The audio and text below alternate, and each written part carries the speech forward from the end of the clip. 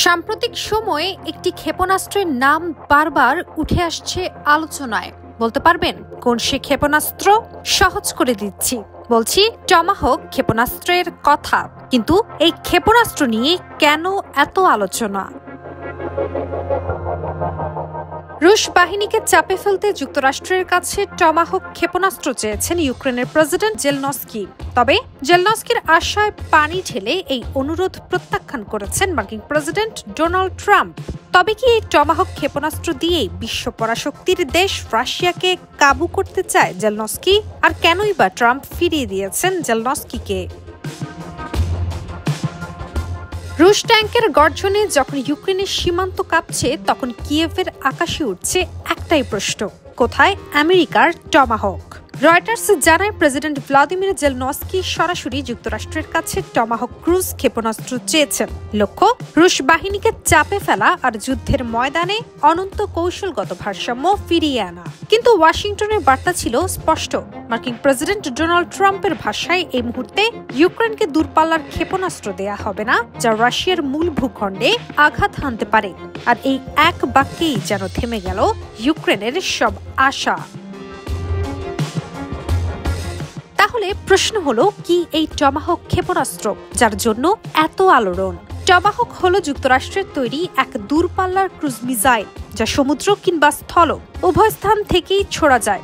সাধারণত মার্কিন যুদ্ধজাহাজ বা সাবমেরিন থেকেই এটি উৎক্ষেপণ করা হয়। এই মিসাইলের পাল্লা প্রায় 1600 কিলোমিটার এবং এটি এমনভাবে তৈরি যে প্রতিপক্ষের শক্তিশালী আকাশ প্রতিরক্ষাও প্রায় অকার্যকর হয়ে পড়ে এর সামনে।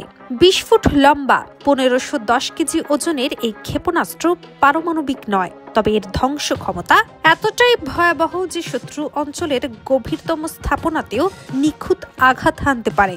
সম্প্রতি ইয়েমেনে হুতি বিদ্রোহীদের বিরুদ্ধে এই টমাহক ব্যবহার করেছে মার্কিন নৌবাহিনী, যা তার কার্যকারিতা আবারও প্রমাণ করেছে।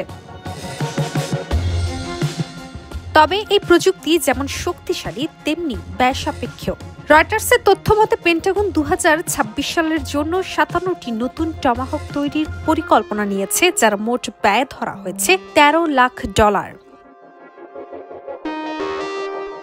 ইউক্রেন ইতিমধ্যে বিভিন্ন মার্কিন ক্ষেপণাস্ত্র ব্যবহার করছে: ফ্লেমিঙ্গো, নেপচুন, হারপুন এবং ATCM।